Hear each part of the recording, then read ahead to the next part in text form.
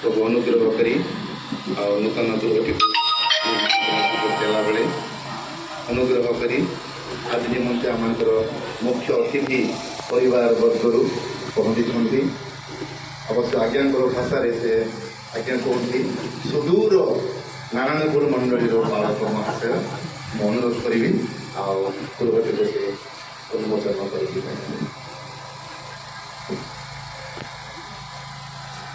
मैंने प्रभु को धन्यवाद दूचु पुणी विस्तार भाई सहधर्मणी परिवार को प्रभु अनुग्रह कर सुंदर गृहटी देते पिता पुत्र पवित्र आत्मा नाम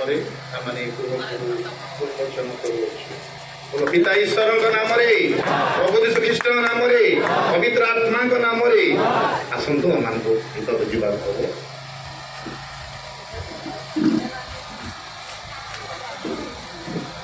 Alleluia, Hosanna, Alleluia, Hosanna.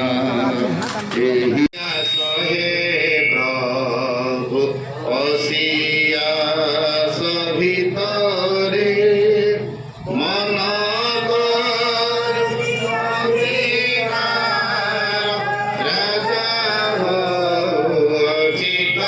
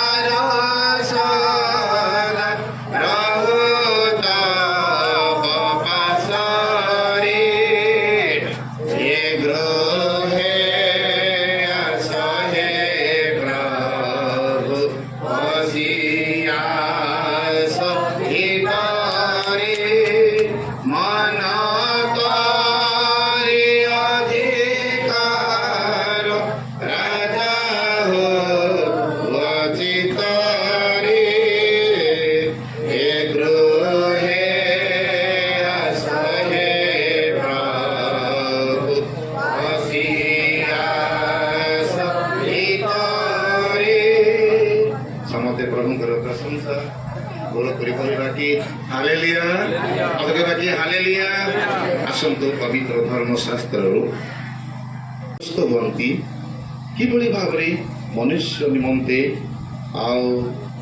खाद्य बासगृह गोटे परिवार आवश्यकता प्रभु समस्त ज्ञात हुआ से समस्त पृथ्वी मध्य समस्त खाद्य प्रस्तुत कले एवं गोटे परिवार गठन करने प्रजावंत बहुवंश पृथ्वी को परिपूर्ण करने आशीर्वाद सुधा प्रदान करती तेरे निहाती से बासगृह आवश्यक मनक सुधा पूर्व दिगस्थ गोटे एदन गोटे उद्यान प्रस्तुत करती वस्त्र खाद्य गृह परिवार ए समस्त से आयोजन करती ସମସ୍ତ ବିଷୟରେ ପ୍ରଭୁ ମନୋଯୋଗୀ ହୁଅନ୍ତି। ଆଜି ଗୋଟିଏ ପରିବାର ଗଠନ କରିବା ଆରମ୍ଭ କରାଯାଉଛି ମାନେ ନିତାନ୍ତ ତାଙ୍କ ପାଇଁ ଗୃହଟି ଆବଶ୍ୟକତା ରହିଅଛି। ତେବେ ଆସନ୍ତୁ ସଂକ୍ଷିପ୍ତ ଭାବରେ ଆମେ ଗୃହ ବିଷୟରେ ଗୋଟେ ଗୃହକୁ ପ୍ରବେଶ କଲୁ। ଆଜି ଆମେ ସଂକ୍ଷିପ୍ତ ଭାବରେ ଆଲୋଚନା କରିବା। ଗୃହ ଆବଶ୍ୟକ। ଗୃହ ପାଇଁ ଏବେ ଦେଖନ୍ତୁ ମୂଳଦୁଆ ସ୍ଥାପନ କରାଗଲା। ଯେତେବେଳେ ଏଇ ଗୋଟେ ସୁନ୍ଦର ଘରଟି ଭଗ୍ନ ଅବସ୍ଥାରେ ପହଞ୍ଚିଥିଲା, ଭଗ୍ନ ହେଇଗଲା, ଘରର ସବୁ ଅବସ୍ଥା ଖରାପ ଥିଲା। ଅନେକ ସମୟରେ ଆମର ବିସ୍ତାର ବାବୁକୁ ମୁଁ ଅନେକ ସମୟରେ କହୁଥିଲି, ବାବୁ ଘରଟା ତୁମେ ଗୋଟେ ନିର୍ମାଣ କରିବାକୁ ପ୍ରସ୍ତୁତି ରହିବାକୁ ହବ, ପୁନଃନିର୍ମାଣ କରିବା। କ'ଣ ଆଜ୍ଞା ହବ, ସୁବିଧା ଆମ ସମୟ ଅନୁସାରେ ହବ। ମୁଁ ବାରମ୍ବାର ଅନେକ ଥର ବାବୁକୁ ମନେ ଥିବ, ମୁଁ ଅନେକ ଥର ଏଇ ଗୃହଟିକୁ ପୁନଃନିର୍ମାଣ କରିବା ପାଇଁ, ଆଉ ସେମାନେ ଆରମ୍ଭ କଲେ ପ୍ରାର୍ଥନା ସହିତ ପୁଣି ଛାତ କାମ। ଗୋଟେ ଗୃହ ଆରମ୍ଭ କରାଯାଉଛି, ନିଶ୍ଚିତ ଭାବରେ ତହିଁ ପାଇଁ ଗୋଟେ ଛାତର ଆବଶ୍ୟକତା। ବର୍ଷା, ଶୀତ, ଖରା ଏବଂ ହିଂସ୍ରକ ଜନ୍ତୁ ଠାରୁ ରକ୍ଷା ପାଇଁ ଗୋଟେ ଛାତର ଆବଶ୍ୟକତା। ଆମେ ପ୍ରାର୍ଥନା କରିଥିଲୁ, ପ୍ରଭୁ ହେଉଛନ୍ତି କୋଣର ପ୍ରଧାନ ପ୍ରସ୍ତର ଜ୍ୟେଷ୍ଠ। ଆରମ୍ଭ କଲୁ। ଦ୍ୱିତୀୟ ଥର ପ୍ରାର୍ଥନା କଲୁ, ପ୍ରଭୁ 91 ଗୀତରେ ସେ ହେଉଛନ୍ତି ଗୋଟେ ଗୃହର ଛାୟା। ଲେଖା ଅଛି ପ୍ରଥମ ପଦରେ, ଯେଉଁ ଜନ ସର୍ବପରିଶ୍ରମଙ୍କ ଆବୃତ ସ୍ଥାନରେ ବାସ କରେ ସେ ସର୍ବଶକ୍ତିମାନଙ୍କ ଛାୟା ତଳେ ବସତି କରିବ।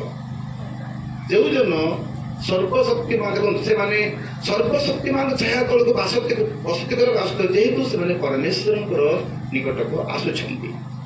ଛାତ କାମ ବେଳେ ଆମେ ଆସିଲୁ, ପ୍ରାର୍ଥନା କଲୁ, ଆରମ୍ଭ ହେଲା।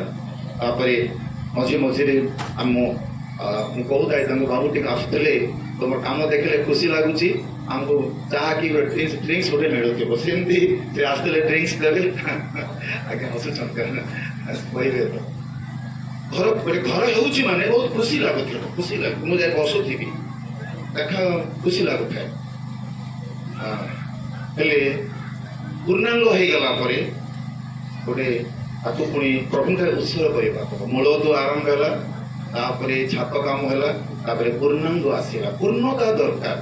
ପୂର୍ଣ୍ଣତା ମଧ୍ୟରେ ତାହେଲେ ଗୋଟେ ପରିବାର ଗଠନ କରିବା ପାଇଁ ଗୋଟେ ପୂର୍ଣ୍ଣତାର ଆବଶ୍ୟକତା ଅଛି। ପୂର୍ଣ୍ଣତା ଆବଶ୍ୟକତା ଅଛି। ତାହେଲେ ଗୋଟେ ପରିବାର ଏଠି କ'ଣ କରିବ, ବାସ କରିବ। ଗୋଟେ ପରିବାର ମାନେ କ'ଣ, ଗୋଟେ ସ୍ୱାମୀ, ସ୍ତ୍ରୀ, ତାଙ୍କ ପିଲାମାନେ, ଅଜା ଆଈ, ନାତି ନାତୁଣୀ, ପରମ୍ପରା ସମସ୍ତଙ୍କର ଉପସ୍ଥିତି ଗୋଟେ ପରିବାର ଆରମ୍ଭ ହୁଏ, ଗଠିତ ହୁଏ। ଗୋଟେ ଗୃହ ସେଥିପାଇଁ ଆବଶ୍ୟକ ସମସ୍ତ ଅର୍ଥ, ଆବଶ୍ୟକ ସମସ୍ତ ସାମଗ୍ରୀ, ପରିଶ୍ରମ ଆଉ ପ୍ରସ୍ତୁତି, ଏ ସମସ୍ତରେ ଗୋଟେ ଗୃହ ନିର୍ମାଣ କରାଯାଏ। ଆଜି ଆମେ ଦେଖୁଛୁ ଗୋଟେ ସୁନ୍ଦର ଗୃହ ଆମମାନଙ୍କ ପାଇଁ, ବିସ୍ତାର ବାବୁଙ୍କ ପାଇଁ ସେମାନେ ପାଇଛନ୍ତି ଏ ନୂତନ ଗୃହ।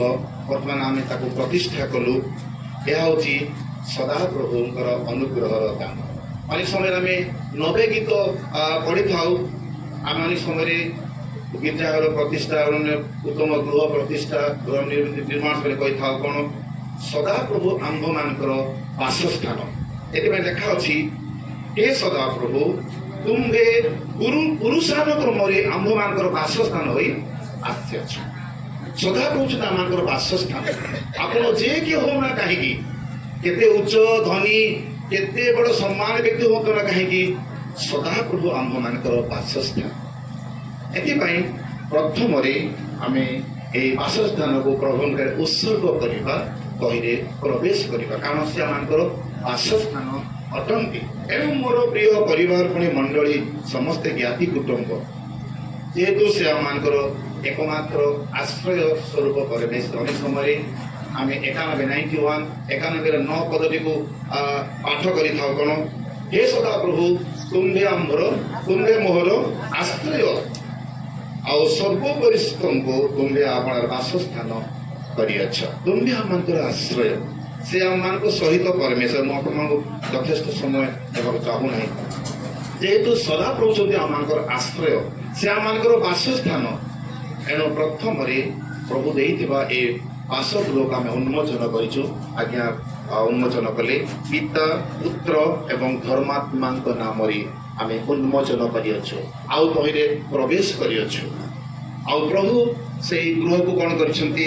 ଆଶୀର୍ବାଦ କରନ୍ତି, ପବିତ୍ର କରନ୍ତି। ଯେଉଁମାନେ ଗୃହରେ ପ୍ରବେଶ କରିବେ, ଗୃହରେ ବାସ କରିବେ, ଆଉ ଗୃହରୁ ବାହାରକୁ ଆସିବେ। ଅନେକ ସମୟରେ ଏ ସୁନ୍ଦର ଗୀତଟି, ଯଦି ଅପ୍ରିୟ ଅଛି କିଛି ପ୍ରଭୁ ଟିକେ ବାହାର କରିଦିଅ, କିଛି ଆମମାନଙ୍କର ଯଦି କିଛି ଦୁର୍ବଳତା ଅଛି ପ୍ରଭୁ ଦୟାରେ କ୍ଷମା କରିଦିଅ, ଆଉ ତୁମେ ସେଇ ଗୃହରେ ପ୍ରବେଶ କର। ଏ ଗୃହେ ଆସ ହେ ପ୍ରଭୁ, ପଶି ଆସ ଭିତରେ, ମନ କରି ଅଧିକାର ରାଜା ହୁଅ ଚିତ୍ତରେ। ପ୍ରଭୁ ଆମମାନଙ୍କର ଗୃହରେ ପ୍ରବେଶ କରନ୍ତି, କରି ସେ ସୁରକ୍ଷିତ କରନ୍ତି। ପରିବାର ଗୋଟେ ପ୍ରାର୍ଥନା ପ୍ରିୟ, ଉତ୍ତମ ଆଶୀର୍ବାଦର ପ୍ରିୟ ଗୃହ ହେଉ, ଏ ଗୃହ ହେଉ, ପରିବାର ବି ସେଭଳି ହେଉ। ପ୍ରଭୁ ଆଶୀର୍ବାଦ କରନ୍ତୁ, ମଙ୍ଗଳ କରନ୍ତୁ, କୃପା କରନ୍ତୁ ଏବଂ ପ୍ରଭୁଙ୍କ ଦିନ ପର୍ଯ୍ୟନ୍ତ, ପ୍ରଭୁଙ୍କ ଦିନ ଯାଏ ଆଉ ନୂତନ ଆବାସ ଆମମାନଙ୍କ ପାଇଁ ପ୍ରସ୍ତୁତ କରିଥିବା ପ୍ରଭୁ ଯେଉଁ ଗୃହଟି ଆମମାନଙ୍କ ପାଇଁ, ଏହା ହେଉଛି ପାର୍ଥିବ ଗୃହ। ଅନେକ ସମୟରେ ପ୍ରଥମ କରନ୍ତିରେ ପାଠ କରୁଛୁ, ଯଦି ଏ ପାର୍ଥିବ ଗୃହ ଭାଙ୍ଗିଯାଏ, ଏହା ଭାଙ୍ଗିଯିବ, ଦିନେ ଦିନେ ଦିନ ନଷ୍ଟ ହେଇଯିବ। ମାତ୍ର ଈଶ୍ୱର କୃତ ଅହସ୍ତ ନିର୍ମିତ ଗୃହ ଆଉ ଗୋଟେ ବାସସ୍ଥାନ ରହିଅଛି। ଟିକେ କହିବା କି ହାଲେଲୁୟା। ଏଇ ଯୋଉ ଗୃହ ସବୁ ନିର୍ମାଣ କରୁଛୁ, ଏହା ସବୁ ଭାଙ୍ଗିଯିବ, ନଷ୍ଟ ହେଇଯିବ। ଗୋଟେ ପରିବାର ଆଉ ଗୋଟେ ଘର ଏସବୁ ବିନଷ୍ଟ ହେଇଯାଏ, କିନ୍ତୁ ଈଶ୍ୱର କୃତ ଅହସ୍ତ ନିର୍ମିତ ଗୃହ ଅର୍ଥାତ୍ ଗୋଟେ ଆଦର୍ଶ ଖ୍ରୀଷ୍ଟୀୟ ପରିବାର, ସେଇ ଗୃହ କେବେ ବିନଷ୍ଟ ହେବ ନାହିଁ। ଯେଉଁମାନେ କି ଈଶ୍ୱରଙ୍କ ସହିତ, ଖ୍ରୀଷ୍ଟଙ୍କ ସହିତ ଗମନାଗମନ କରିବେ, ଆଉ ସେଇ ଈଶ୍ୱରଙ୍କର ଅହସ୍ତ ନିର୍ମିତ ଗୃହରେ ପ୍ରବେଶ କରିବା ପାଇଁ ଆମ ସମସ୍ତଙ୍କୁ ଆଜି ଆହ୍ୱାନ ଦିଆଯାଉଅଛି। ସମସ୍ତେ ସେ ଆହ୍ୱାନରେ ଆମେ ଯୋଗ୍ୟ ଆଚରଣ କରିବା। ପ୍ରଭୁ ସମସ୍ତଙ୍କୁ ଏ ଆହ୍ୱାନ ଦେଇଛନ୍ତି, କ'ଣ ପାଇଁ? ଆମେ ସମସ୍ତେ ଗୋଟେ ଖ୍ରୀଷ୍ଟୀୟ ପରିବାର, ସମସ୍ତେ ଆମେ ଖ୍ରୀଷ୍ଟୀୟ ପରିବାର। ଆଜି ଗୋଟେ ଖ୍ରୀଷ୍ଟୀୟ ପରିବାରର ଗୃହ ଉନ୍ମୋଚନ କରିଛୁ, ମାନେ ଖ୍ରୀଷ୍ଟୀୟ ପରିବାର। ଏଣୁ ଗୋଟେ ଆଦର୍ଶ ପରିବାର ହେବା ଦରକାର। ଆଦର୍ଶ ଆଚରଣ, ସେମାନେ କଥାବାର୍ତ୍ତା, ଚାଲି ଚଳନ ସବୁ ପ୍ରଭୁଙ୍କ ଦୃଷ୍ଟିରେ ଉତ୍ତମ ହେବା ଦରକାର। ଆଉ ସେ ବି ସେପରି ବି ଚାଲୁଅଛି, ଚାଲୁ ରହିବା ଦରକାର। ଆଉ ସମସ୍ତେ ମଧ୍ୟ ଆମେ ସମସ୍ତେ ଗୋଟେ ଖ୍ରୀଷ୍ଟୀୟ ପରିବାର। ସମସ୍ତେ ଆଜି ସମସ୍ତଙ୍କର ଜୀବନ ମଧ୍ୟରେ ଆମେ କ'ଣ କରିବା? ନିଶ୍ଚିତ ଭାବରେ ପ୍ରଭୁଙ୍କୁ ଧାରଣ କରିବା, ପ୍ରଭୁଙ୍କୁ ଆମେ ଗ୍ରହଣ କରିବା ଏବଂ ଆତ୍ମିକ ନିବାସରେ ଅନନ୍ତ କାଳ ନିମନ୍ତେ ପ୍ରବେଶ କରିବା। ପ୍ରଭୁ ସଂକ୍ଷିପ୍ତ ବାକ୍ୟରେ ଆଶୀର୍ବାଦ କରନ୍ତୁ, ପ୍ରତ୍ୟେକଙ୍କୁ ମଙ୍ଗଳ କରନ୍ତୁ। ବିଶେଷ କରି ଆମମାନଙ୍କର ଏଲ୍ ବିସ୍ତାର କୁମାର ଖ୍ରୀଷ୍ଟ ଦାସ, ତାଙ୍କର ପରିବାର ପ୍ରଭୁ ଆଶୀର୍ବାଦ କରନ୍ତୁ। ଆମର ପରିଜନ କୁଟୁମ୍ବ ସମସ୍ତ ପ୍ରଭୁ ଆଶୀର୍ବାଦ କରନ୍ତୁ। ଖାଲି ଏଲ୍ ବିସ୍ତାର ବାବୁ କହିଲେ ଆମର ଏଲ୍ଡି ନିକୋଲାସ କହିଲେ, ସେ ବି ତ ଆମର ଘର ବୋଲି କହିଲେ। ତେଣୁ ସମସ୍ତଙ୍କ ପରିବାର ସମସ୍ତେ କହିଦେଇଥିଲେ। ଧନ୍ୟବାଦ। ସମସ୍ତଙ୍କୁ ପରିବାର ବାସ୍ତବ ସମସ୍ତଙ୍କୁ ପ୍ରଭୁ ଆଶୀର୍ବାଦ କରନ୍ତୁ। ନୂତନ ଗୃହକୁ ଆଶୀର୍ବାଦ କରନ୍ତୁ, ପବିତ୍ର କରନ୍ତୁ, ଶୁଚି କରନ୍ତୁ। ଆଉ ସମସ୍ତଙ୍କ ପାଇଁ ମୁଁ ଆହ୍ୱାନ ଜଣାଇଲି ଯେ ଆମେ ସମସ୍ତେ ଈଶ୍ୱରଙ୍କ ଅହସ୍ତ ନିର୍ମିତ ଗୃହରେ ପ୍ରବେଶ କରିବାକୁ ହେଲେ ଆମମାନଙ୍କର ଜୀବନକୁ ସଜାଡ଼ିବା, ପ୍ରସ୍ତୁତ କରିବା, ମୂଳଦୁଆଠାରୁ ଆରମ୍ଭ କରିବା, ପ୍ରସ୍ତୁତି ହେବା ଏବଂ ପ୍ରଭୁଙ୍କ ରାଜ୍ୟରେ ଆଉ ପ୍ରବେଶ କରିବା। ପ୍ରଭୁ ସମସ୍ତଙ୍କୁ ସଂକ୍ଷିପ୍ତ ବାକ୍ୟ ବୁଝିବା ପାଇଁ ସାହାଯ୍ୟ କରନ୍ତୁ। ଆଉ ପ୍ରଭୁ ଗୌରବାନ୍ୱିତ ହୁଅନ୍ତୁ। ଆମେ ଧନ୍ୟବାଦ, ଧନ୍ୟବାଦ, ଧନ୍ୟବାଦ ପିତା ପରମେଶ୍ୱର। ଏତେବେଳେ ତମର ସେ ମହାନ ପବିତ୍ର ନାମରେ ଧନ୍ୟବାଦ, ପ୍ରଶଂସା, ଗୌରବ, ସ୍ତୁତି, ବନ୍ଦନା କରୁଛ। କାରଣ ମନୁଷ୍ୟକୁ ତମେ ସୃଷ୍ଟି କଲ, ପୁଣି ମନୁଷ୍ୟର ଜୀବନ ଯାତ୍ରା ପର୍ଯ୍ୟନ୍ତ ପ୍ରଭୁ ତମେ ଆବଶ୍ୟକୀୟ ଅନ୍ନ, ଆବଶ୍ୟକୀୟ ବସ୍ତ୍ର, ଆବଶ୍ୟକୀୟ ଗୃହ ତମେ ଯୋଗାଇଥାଅ। ଏଣୁ ତମର ସେ ମହାନ ପବିତ୍ର ନାମରେ ଧନ୍ୟବାଦ ଦେଉଛୁ। ବର୍ତ୍ତମାନ ପ୍ରଭୁ ତମେ ଅନୁଗ୍ରହ କରି ତମେ ବିସ୍ତାର ଦାସକୁ ପ୍ରଭୁ ଏକ ସୁନ୍ଦର ଗୃହ ତମେ ଯୋଗାଇଛ, ପୁନଃନିର୍ମାଣ କରିବା ପାଇଁ ପ୍ରଭୁ ତମେ ତାଙ୍କୁ ଧୈର୍ଯ୍ୟ ଦେଇଛ। ଏଣୁ ତମର ସେ ମହାନ ପବିତ୍ର ନାମରେ ଧନ୍ୟବାଦ ଦେଉଛୁ। ପ୍ରଭୁ ସମସ୍ତ ବିଷୟରେ ତାଙ୍କ ପ୍ରତି ତମେ ଆଶୀର୍ବାଦ କରୁ କରୁ এই নূতন গৃহ নিমন্তে প্রতিষ্ঠা উন্মোচন করা প্রভু তুমি সুন্দর সুযোগ দিয়েছ। তেমন সে তোমার সে মহান পবিত্র ধন্যবাদ দেউছ। প্রভু এই গৃহ নিমন্তে প্রার্থনা করুছ। ପ୍ରଭୁ ଏ ଗୃହ ଯେପରି ପବିତ୍ରତା ଭାବରେ ପବିତ୍ର ଆତ୍ମାଙ୍କ ଚାଳନାରେ ଏ ଗୃହ ପରିଚାଳିତ ହେବ। ପ୍ରଭୁ সেই ପରିବାର ପ୍ରବେଶ କରିବା ପୂର୍ବରୁ ପ୍ରଭୁ ତମେ এই ଗୃହରେ ପ୍ରବେଶ କରିଅଛ ଏବଂ ତମେ ସେଠାରେ ବାସ କରିଅଛ। ଏଣୁ ତମେ ସେ ମହା ପବିତ୍ର ନାମରେ ଧନ୍ୟବାଦ ଦେଉଛୁ। ଏ ଗୃହ ଯେପରି ତମରି ଗୌରବ ପ୍ରଶଂସା ଧନ୍ୟବାଦ କରିବାରେ ପ୍ରଭୁ ସଦା ସର୍ବଦା ଉଛୁଳି ଉଠିବ। ଏଥିପାଇଁ ପରିବାରକୁ ତମେ ଦୟା କର। ବିଶେଷତଃ ତାଙ୍କ ପରିବାର ଏବଂ ତାଙ୍କର ବନ୍ଧୁ ବାନ୍ଧବ ଭାଇ ଯେତେ ଅଛନ୍ତି ସମସ୍ତଙ୍କ ସହମତି ପରମେଶ୍ୱର ହବ। ତାଙ୍କର ଯିବାରେ ଆସିବାରେ ଉଠିବାରେ ବସିବାରେ ପ୍ରଭୁ ଏହି ଗୃହ ପ୍ରତି ଚତୁର୍ଦିଗରେ ତମର ସେ ସ୍ୱର୍ଗୀୟ ଦୂତଙ୍କ ଦ୍ୱାରା ପରିବେଷଣ କର। ଯେପରି କୌଣସି ମନ୍ଦ ଭାବନା କୌଣସି ଶୈତାନଙ୍କ ପ୍ରଭାବ ନ ପଡ଼ିବ ଏଥିପାଇଁ ପ୍ରଭୁ ପ୍ରାର୍ଥନା କରୁଛୁ। ସଦା ସର୍ବଦା ଅହରହ সেই পরিবার তোমার গৌরব প্রশংসা দিন রাতি প্রভু প্রশংসা করে উচ্ছলি উঠিব। তোমার প্রশংসা হয়ে সেমানে আশীর্বাদ প্রাপ্ত হবে। এথিপাই বিশেষ করে তুমি এই গৃহ তাঙ্ক পরিবার প্রতি আশীর্বাদ কর। আমি যেতে এখানে উপস্থিত অছু সমস্ত প্রতি সহবর্তী পরমেশ্বর প্রার্থনার ফুল্লতটি বাঞ্ছনা করো। তুমি গৌরব প্রশংসা পাও। এ সমস্ত প্রার্থনা ত্রাণকর্তা প্রভু যিশুঙ্ক নামে মাগিলি, আমেন। ঈশ্বর, এই সময়ে তোমার গৌরব করছো, তোমার প্রশংসা করুছ। প্রিয় প্রভু, এই ମଧ୍ୟାହ୍ନ ବେଳାରେ ମଣ୍ଡଳୀ ଏବଂ ତିନି ସମିତିର ସମସ୍ତ କର୍ମକର୍ତ୍ତାଙ୍କ ଉପସ୍ଥିତିରେ ତୁମରି ପ୍ରିୟ ଦାସମାନଙ୍କର ଉପସ୍ଥିତିରେ ପ୍ରଭୁ ଏହି ଗୃହର ଉନ୍ମୋଚନ କାର୍ଯ୍ୟ କରାଯାଇଅଛି। ପ୍ରଭୁ, ସର୍ବପ୍ରଥମରେ ତୁମରି ଉପସ୍ଥିତି ଯୋଗୁଁ ତୁମର ଧନ୍ୟବାଦ କରୁଛୁ, ତୁମର ଗୌରବ କରୁଛୁ। ପ୍ରିୟ ପ୍ରଭୁ, ବିସ୍ତାର ଭାଇଙ୍କୁ ସୁନ୍ଦର ଗୃହ ତୁମେ ଯୋଗାଇଛ। ତାଙ୍କର ସମସ୍ତ ପରିବାରର ଉପସ୍ଥିତିରେ ପ୍ରଭୁ ଏ ଗୃହ ନିମନ୍ତେ ପ୍ରାର୍ଥନା କରାଯାଉଅଛି।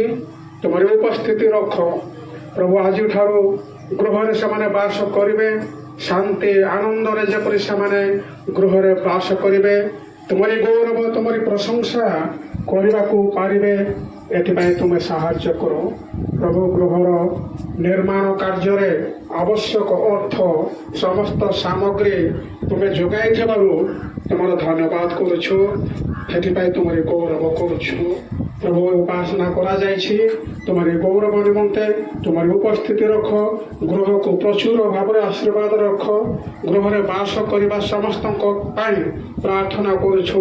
ସେମାନଙ୍କର ମଙ୍ଗଳ କର, ଆଶୀର୍ବାଦ କର। ଗୌରବ ମହିମା କେବଳ ତୁମରି ହେଉ। ଯୀଶୁଙ୍କ ନାମରେ ପ୍ରାର୍ଥନା କଲି, ଆମେନ୍।